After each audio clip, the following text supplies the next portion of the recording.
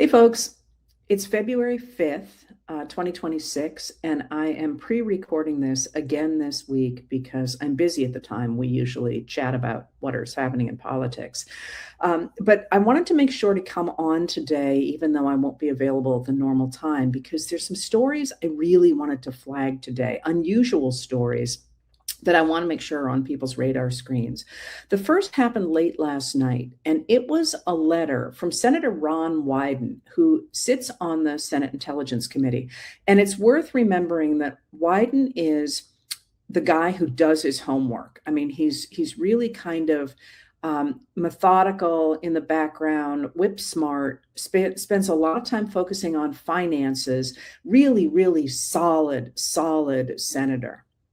And the reason I lay that out is because what happened last night was he wrote a letter, an open public letter, to the director of the Central Intelligence Agency, a man named John Ratcliffe, who is a Trump appointee without any experience really before this in intelligence. There's a long backstory to Ratcliffe. If you're interested, you can go through, can go to Substack or Facebook and look at my letters. And those actually, especially at Facebook, have very good word search engines. So if you just put in Ratcliffe, you can read the whole backstory of Ratcliffe. But anyway, Ratcliffe is the director of the CIA, and he hasn't been really out in front much with this administration. Here's the letter that Widen wrote. It says to John Ratcliffe, "I write to alert you to a classified letter I sent you earlier today, in which I express deep concerns about CIA activities." And then he ends with this zinger: "Thank you for your attention to this important matter." Obviously, a play on the fact that Trump always says, "Thank you for your attention to this matter." Wyden here is saying this is an important matter. Well, what's going on with this letter? First of all, you and I and everybody has no idea what he is talking about. What this suggests is that Widen on the Senate Intelligence Committee has seen classified information that has him so concerned about what it is and what's going to happen with it going forward that he has alerted the American public in the only way he really can that there's something big going on here. And he wants us to know it's out there. At the same time, he is reading, throwing a flag across the bow of Ratcliffe to say, you're not going to be able to get away with saying you didn't see my letter about this. I'm putting this out in public, that I wrote you a classified letter about this, so that when we later haul you up to the Hill and make you start explaining why whatever it was you did happened, you're not going to be able to say you didn't know. So this is the kind of, I always talk about there being, when I look at the news, to me, it's like the cement coming out of a cement truck going into a foundation. It's just sort of a mixture of water and gray matter, and maybe if it's cement, maybe or concrete, maybe there's a rock or two in it. Nothing unusual. But when there's a child's plastic toy or a leaping carp, is how I think about it, you sit up and pay attention.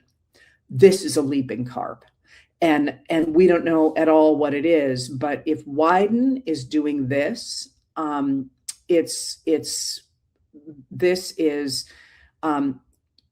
there's a lot of the stuff that happens that I don't react to. And I sit there and sort of say, well, it's just kind of like continuing the story from yesterday. This is not continuing a story. And I'm going to be watching this incredibly closely to see what it means. It may, but it may not be related to the fact that there's a whistleblower complaint out there seemingly. And again, we're all just trying to look for the space around the elephant. We don't know what the elephant is. Seemingly related to Director of National Intelligence Tulsi Gabbard.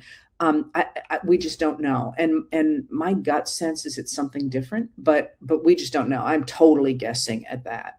So this is one of the big things I wanted to flag. But here is another one that again, really was digested best fairly late yesterday by Chris Geidner of Law Dork, although you've probably seen references to it and maybe not quite seen what they were talking about.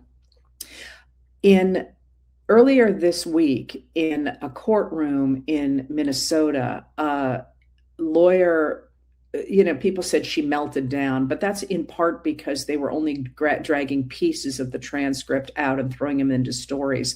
The transcript itself is deeply, deeply disturbing, because what it shows in this courtroom in Minnesota is that the Department of Homeland Security, and that is the department under which the Immigration and Customs Enforcement and Border Patrol both operate, ICE and Border Patrol, have been indiscriminately grabbing people off the streets. The lawyer said, sometimes the people who are arrested, the people who do that don't even know their names. They don't know who they are. They know nothing about them. There's no probable cause. They're being arrested based on the color of their skin, maybe the language they're speaking, but basically they're just rounding people up and throwing them into detention.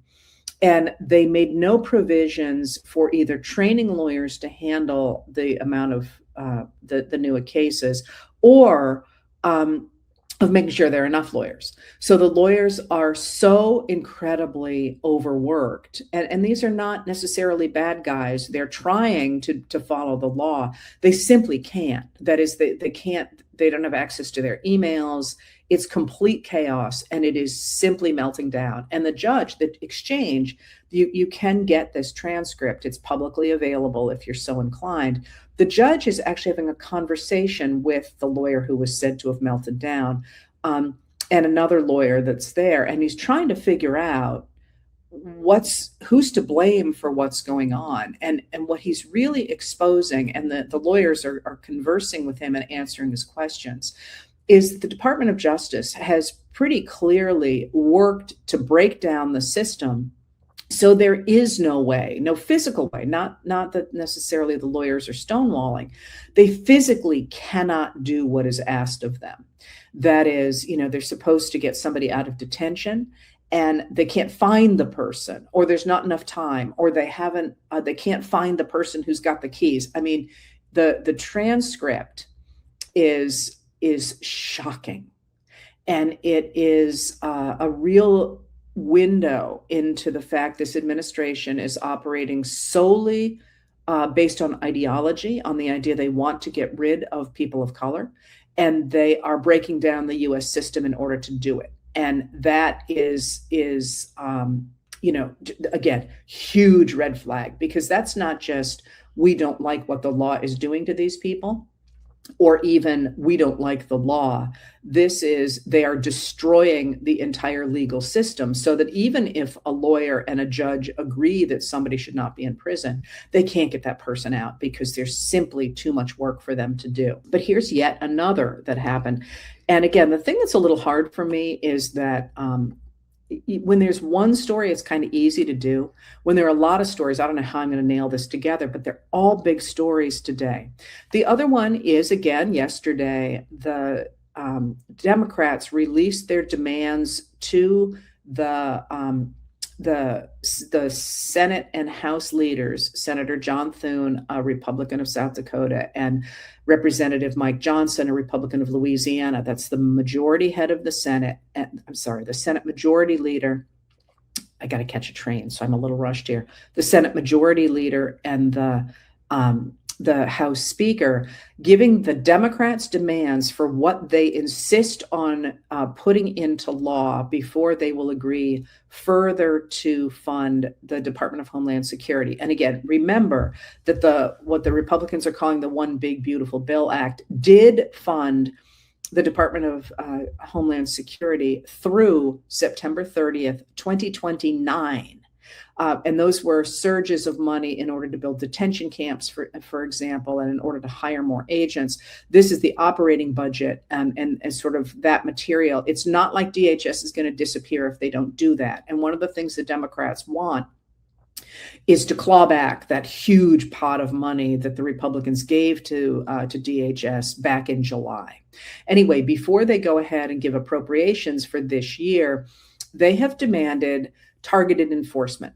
That is, they say that DHS officers must have a judicial warrant before they go into anybody's home. Now, just so you know, that's what the law says too. They are supposed to do that anyway, but there has been a secret memo that the administration has written saying they don't have to do that. Instead, they can use an administrative warrant, which is signed by somebody from that department. So basically, it's the fox and the hen house there.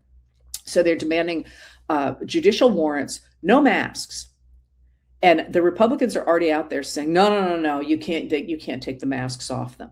But our law enforcement officers don't have masks, right? This is a really interesting thing that they're saying you can't expose these people, which, I'm a real skeptic about the idea that there's been a pipeline from, say, the Proud Boys or, say, J6 people into these new positions. But I'm, when you start saying we have to keep their faces covered, my next question is why? Right? If our police officers are on the street without their faces covered, why are these people allowed to have their faces covered? And it's also really deeply theoretically problematic, as well as problematic on the ground, that the agents of state power are covering their faces at the same time they are exposing civilians in these databases that we now know that they're shaping up. Just that is a huge red flag for totalitarian or authoritarian governments. And aside from everything that you and I can imagine that means, it also is again this big red flag. They also have to have ID with their last name that they will say if anybody asks them. And they're also supposed to display the agency, their last name, and their unique ID number on any clothing that they wear. Again, something that police officers do.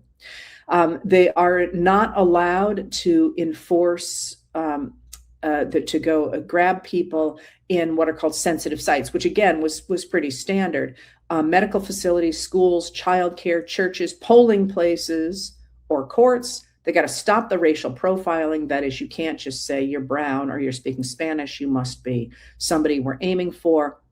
They have to have a use of force policy that reflects the training of a law enforcement officer. They can't be doing what they're doing now, which is literally pointing loaded guns at people, which is never do ever in gun 101. That's sort of anybody's ever handled a gun knows you simply don't do that. And a law enforcement officer shouldn't as well. They have to talk to local officials and state officials, which they have not been doing. They have to make all the buildings where they're holding people come up to the same standards of any other detention facilities, because we know the detention places for these people that are being rounded up are way substandard. They have to have body cameras for accountability. They have been using them when they have them simply for creating databases, which you saw with Renee Good. He was taking her license plate, her face, her license plate, and her car. And Ms. Good's wife called that out. And they have to get rid of the paramilitary crap that they're wearing. All right, these are actually pretty sweeping. They're not going so far as to say we will never fund this. And there is a number of reasons for that I just don't have time to go into right now. But this is where they are saying we're drawing the line. And what's interesting about this is these are all things that essentially are already required by law for law enforcement officers that are not happening. So that was the one thing I wanted to call out. And then I just wanted to pull out a couple of things that people are concerned about. The first is that in the United States, we have finally had some major reaction to the revelations in the Epstein files, and that's that Brad Karp, who was one of the senior partners of the firm Paul Weiss, which is a major firm and which caved to Trump's demands, he was in the Epstein files, and people are drawing at the fact that the Paul Weiss firm caved to Trump, to the fact that Brad Karp was in the Epstein files. He resigned either yesterday or this morning. I don't remember which.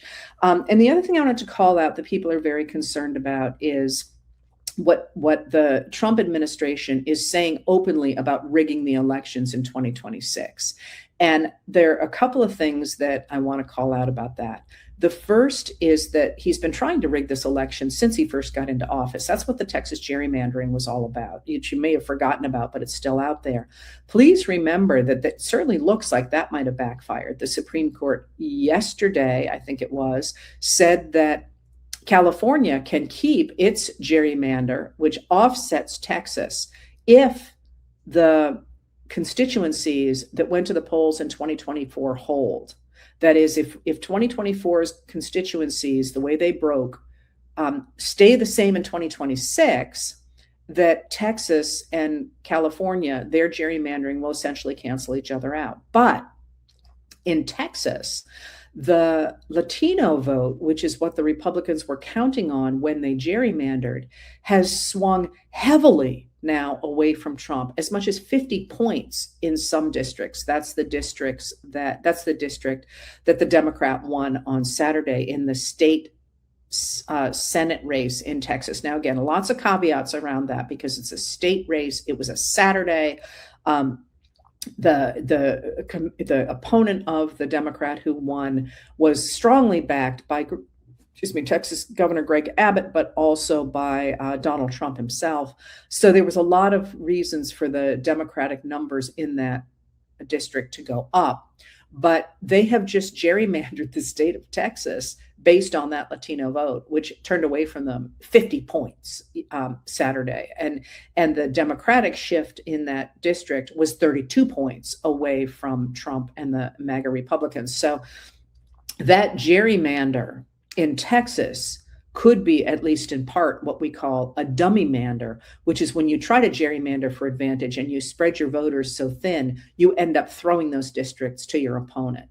We don't know, of course, we won't know till 2026, but he's been trying to do this for a while. The other thing I would say is that forewarned is forearmed. It's not like Democrats aren't challenging this, and it's not like the American people aren't challenging that as well. And finally, I would add that a lot of this is bluster.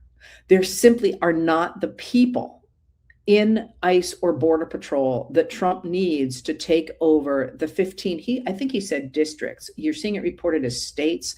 I could be wrong, or they could be wrong. He basically wants to put people in 15 places. And I would lay money the first top of those, the first one on that list is Fulton County, Georgia. And again, yeah, you can create a lot of havoc with about 4,000 armed agents, which seems to be what he's operating with now. But you can't do it all over this entire country that has almost 350 million people in it.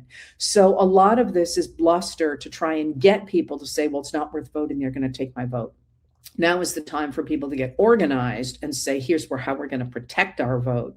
And that's, take all that angst you're feeling and take that out and go work for organizations that are going to register people, make sure that people have the ID they need, and so on. Because, again, forewarned is forearmed on this one.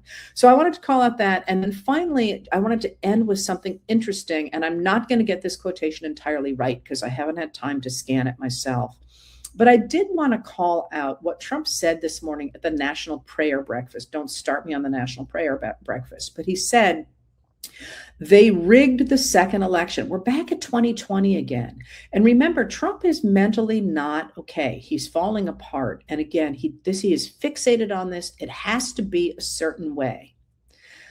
They rigged the second election. I had to win it. I needed it for my own ego. He said this. I would have had a bad ego for the rest of my life. Now, I really have a big ego. Beating these lunatics was incredible. The first time they said I didn't win the popular vote, I did. Now, this is delusional. He did not win the popular vote against Hillary Clinton in 2016. He won in the Electoral College. This has not been contested. He insists that there were millions of votes that weren't counted for him. That is simply not true. And now he's trying to insist that he won the 2020 election as well because he had to psychologically. And I want to call that out just because it seems to me it says a lot about where he is and where this big lie is in this moment right here. Okay, I got to run, and I will be back with Joanne on Saturday and back, and we'll figure out what's going on going forward. Just wanted to jump in and make sure people knew about those big stories. I'll talk to you later.